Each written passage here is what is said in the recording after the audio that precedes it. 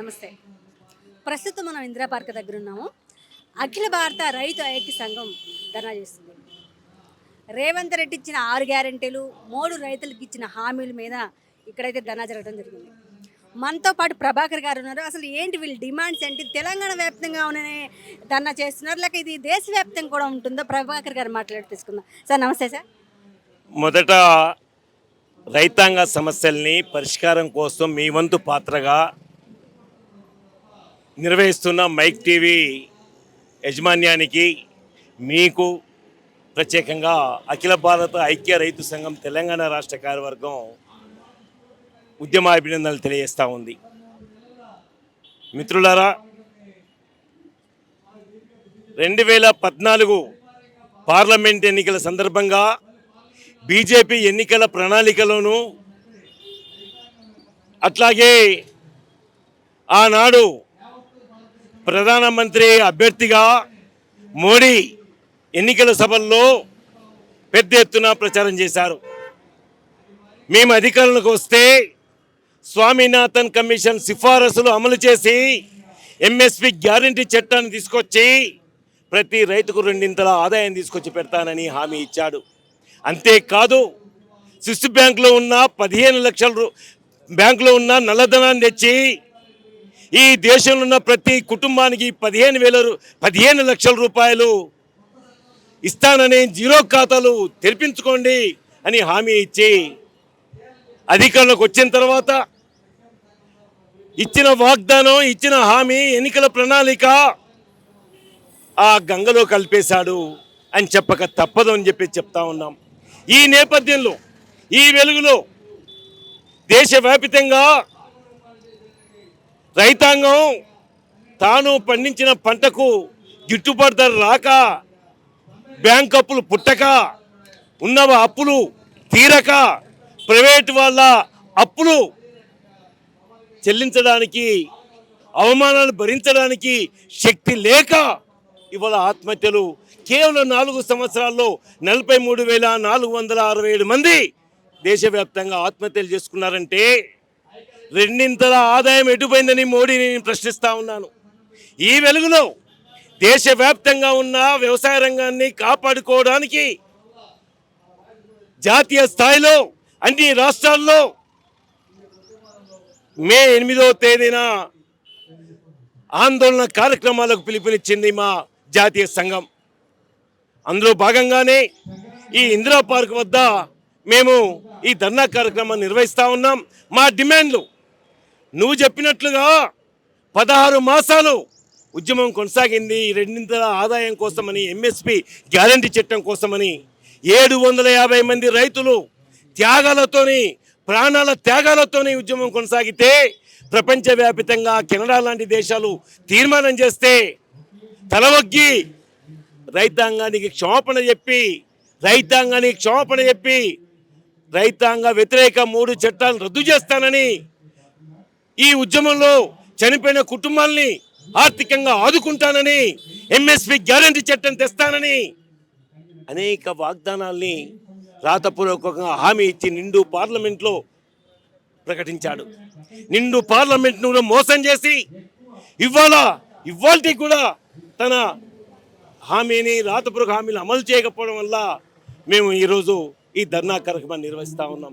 మోడీ గారు ఈరోజు ఎంఎస్పి పట్ల కొంతమందికి వ్యతిరేక భావం ఉండడం అంటే వ్యాపార వర్గాలకు, కార్పొరేట్ వర్గాలకు 119 లక్షల కోట్లు దీనికి అవసరం ఉందని తప్పుడు నివేదికలు ఇచ్చి దుష్ప్రచారం చేస్తూ ఉన్నారు.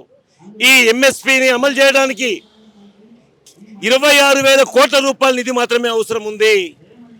ఇది నీకు లేదా అని అడుగుతా ఉన్నాం. మన బడ్జెట్లో 4% మాత్రమే ఈ కేటాయింపులు. కానీ ఒకవైపు రైతులకు ఇవ్వడం చేతులు రావట్లేదు. వేల మీద లెక్క పెట్టగలిగిన కార్పొరేట్ కంపెనీలకు మొండి బకేల కింద 16 లక్షల కోట్ల రూపాయల్ని రద్దు చేసి నీ స్వభావాన్ని, నీ వర్గ స్వభావాన్ని చాటుకున్న మోడీ గారు, నువ్వు రైతు బిడ్డవు కాదు, రైతుకు సాయం చేయవు, ఆదాని అంబానీలకు మాత్రం ముద్దు బిడ్డవు అని చెప్పేసి ఈ సందర్భంగా గుర్తు చేస్తూ ఉన్నాం. అందుకని అన్ని పంటలకు ఇవాళ ప్రభుత్వమే కొనుగోలు చేయాలి, ఎంఎస్పిని నిర్ణయించాలి. అని మేము డిమాండ్ చేస్తూ ఉన్నాం. దానికోసం వదిలిపెట్టేది లేదు. నీ రాతపూర్వక హామీల్ని మేము సాధిస్తామని చెప్పేసి కూడా గుర్తు చేస్తూ, అదే సమయంలో రేవంత్ రెడ్డి గారు పిసిసి అధ్యక్షుడిగా ఉండి అధికారంలో రావడానికి 6 గ్యారంటీల్లో వ్యవసాయ రంగం గ్యారంటీ, వరంగల్ డిక్లరేషన్ ఏం చెప్పింది? 8 పంటలకు క్వింటాలకు 500 రూపాయలు బోనస్ ఇస్తానని చెప్పి ఇవాళ కొనుగోలు కేంద్రాల్లో కొన్న సన్నధాన్యానికి మాత్రమే ఇవాళ 500 బోనస్ ఇచ్చి చేతులు దులుపుకున్నావు. గొంగడి నాయగా చెప్పుల నాయకావని ఈరోజు అందులో సగం మంది కూడా రావట్లేదు అనేది ఇలా గ్రామీణ ప్రాంతాల్లో చెప్తా ఉన్నారు. 2 లక్షల రుణమాఫీ ఏమైంది? 40-50% మాత్రమే ఇలా అమలు జరిగింది. అది ఎగనామం పెట్టావు. 15,000 రూపాయలు 2 పంటలకు ఏదైతే రైతు బంధు స్థానంలో రైతు భరోసా ఇస్తానని చెప్పి ఏం చేశావు? 12,000 కుదించావు.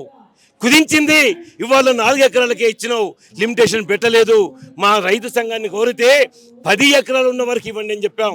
ఇంకా లేదు మేము అందరికీ ఇస్తామని చెప్పావు. మరి 4 ఎకరాలకి ఇచ్చి నాది కాదంటున్నావు. ఇవాళ ఉద్యోగులు తమ డబ్బు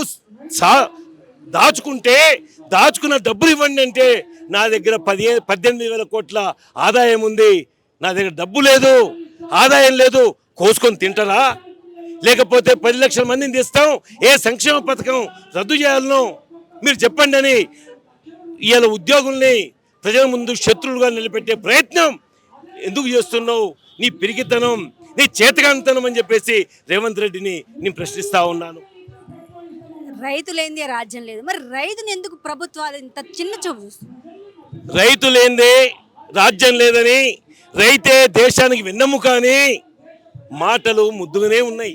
కానీ వీళ్ళ చేతులు కార్పొరేట్ కంపెనీలకు సేవ చేయడానికి మాత్రమే ఉంది, కానీ రైతుకు పెట్టడానికి చేతులు రావట్లేదు అనేది ఇవాళ కాంగ్రెస్ పార్టీ కానీ, ఇవాళ నిన్నగాక మొన్న ఉన్న బీఆర్ఎస్ కానీ, ఢిల్లీలో ఉన్న మోడీ సర్కార్ కానీ వాళ్ళ వర్గ స్వభావమే రైతు వ్యతిరేకం. వాళ్ళు కార్పొరేట్ కంపెనీలు సేవ చేయడానికి మాత్రమే ఉన్నారు. రైతు సస్తేంది బతుకుతేంది అనేది ఇక మనకు కనబడతా ఉంది. అందుకనే వీళ్ళంతా కార్పొరేట్ కంపెనీలకు సేవ చేయడమే వీళ్ళ లక్ష్యం. అందుకని రాష్ట్ర కేంద్ర ప్రభుత్వాలు ఇలా ఉపాధి హామీని ఇలా బొందబెట్టడానికి ప్రయత్నం చేస్తూ ఉన్నారు.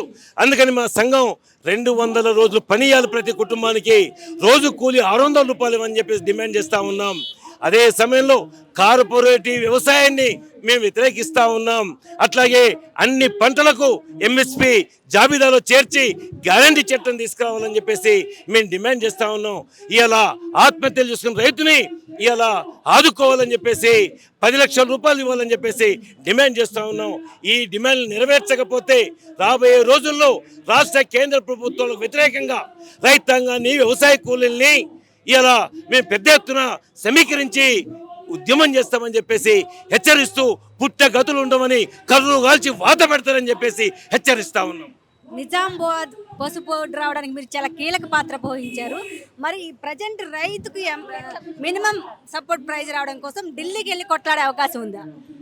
ఇప్పటికే 200 సంఘాలతో ఏర్పడిన సంయుక్త కిసాన్ మోర్చా ఉద్యమ ప్రస్తావనను తీసుకొస్తా ఉంది, చేస్తూ ఉంది, రచిస్తూ ఉంది. ఈ వెలుగులో కార్మికుల హక్కుల్ని కాల్రా చేసిన బీజేపీకి వ్యతిరేకంగా మే 20వ తేదీ సార్వత్రిక సమ్మె జరుగుతూ ఉంది.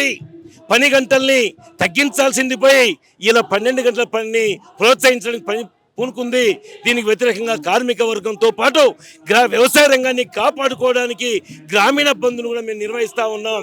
అందుకని 20వ తేదీ కార్మిక, కర్షక, నిరుద్యోగ యువత అంతా కలిసి కేంద్ర ప్రభుత్వం మీద ధ్వజమెత్తపోతా ఉన్నాం, ఉద్యమం చేయబోతా ఉన్నాం అని చెప్పేసి గుర్తు చేస్తూ, పసుపు బోర్డు ఏదైతే పోరాటాల ఫలితంగా వచ్చిందో, ఒకరిని గెలిపించడానికి, ఒకరిని ఓడించడానికి ఉద్యమం పనిచేసింది.